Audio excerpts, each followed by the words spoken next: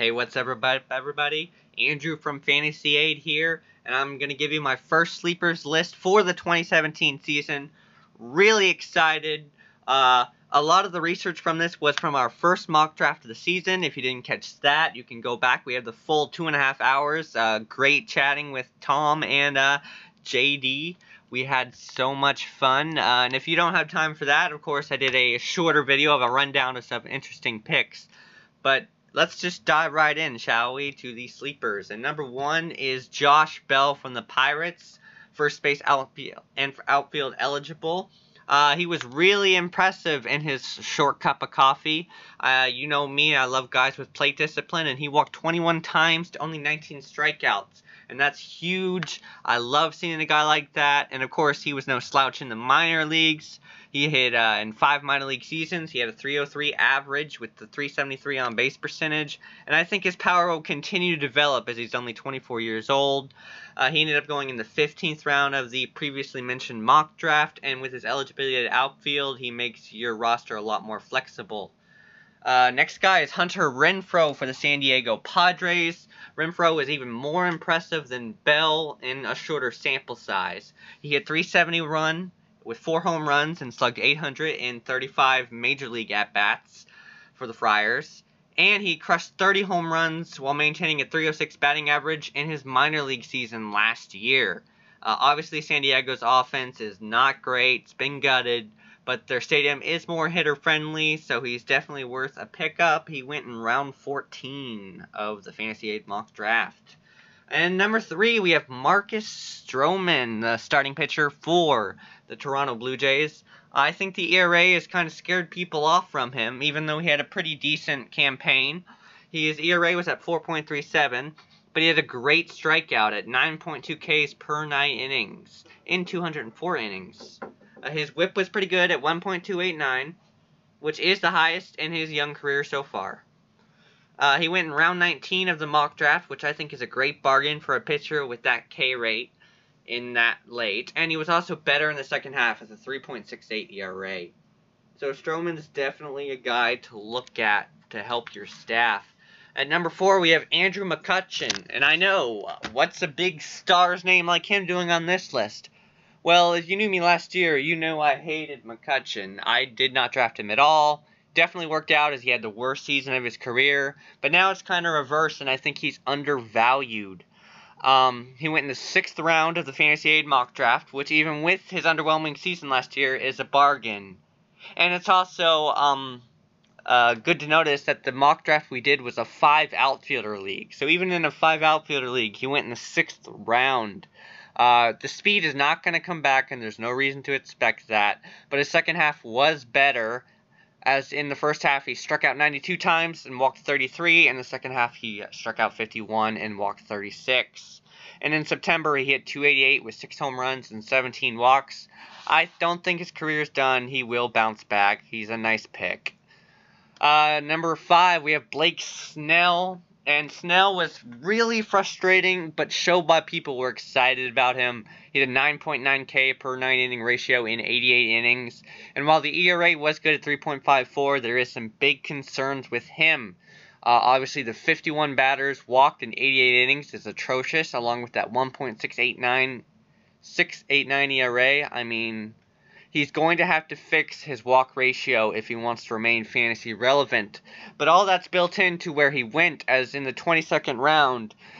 You want to go for upside in pitching. You know, there isn't much guys that can do what he can do that late. So the 22nd round, I think, is a great value for him.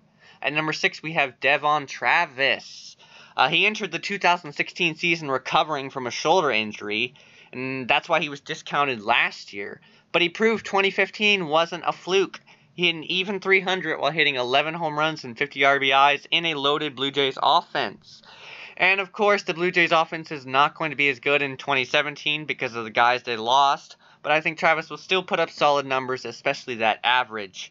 And I noticed in the mock draft that once Devon Travis left the board, there really was no good fallback option on second base. You're going to be at a severe disadvantage. Travis went in the 16th round. And after him, you had Cesar Hernandez, who will give you some steals and average, but not much else. You had guys like Starlin Castro. Actually, I think Castro went in the 15th round, and Travis went in the 2nd. So there really isn't much options besides Travis at 2nd. So he's a guy to look at if you wait too long. Number 7 is Kelvin Herrera, who is assumingly going to be the closer for the Kansas City Royals for the 2017 season. Obviously, Wade Davis was traded to the Cubs, and that makes Herrera an obvious choice as the Royals' new closer. He had a 2.75 ERA with a fantastic .958 WHIP. Cubby Knoll drafted him in the 17th round last year, and at 10.8 Ks per 9 innings rate, that makes him an elite closer. Check out Cubby Knoll, by the way. He loves the Cubs. He loves the Knolls. Does a lot of podcasts on that. His YouTube channel is Cubby Knoll.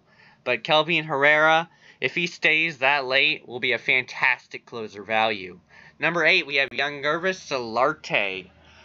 He had a pretty good season last year. He hit 286 with 15 home runs and 71 RBIs. He makes a good guy if you wait on third base. He's capable of holding it down. Obviously, the downside this year is he's lost most of that eligibility. He was a great utility guy for fantasy teams because you could move him around wherever you wanted. For now, he's only third base eligible, and that limits his value. But at round 19, he's still a solid value. Number 9, we have Matt Holliday. Recently signed with the Yankees, and I really like that move for him. He gets to go to the AL, where they have a DH, and I think that'll be easy as he had a pretty injury-plagued season last year. And even with the injuries, he managed to hit 20 home runs for the Birds. He went in the 20th round of the Fantasy Aid mock draft. And, Yankee Stadium is a great hitter's park, so I expect that power to continue with a 260th average. And in the 20th round, you're basically filling out your last outfield spot, and Holliday's not a bad fallback. And then number 10, we have Garret Richards. Obviously had a fantastic 2016 season before that injury, which was a real bummer for us, fantasy players. And there is downside, and that's why he's being drafted late. He's reportedly going to be watched closely, which in other terms is he's probably going to have an innings limit. We don't know what that limit is, but you never want to hear that when you're drafting a starting pitcher. Still, he was drafted in the 23rd round, and with his potential number 3 starter upside, the 23rd round is a great value for him. So that's my list.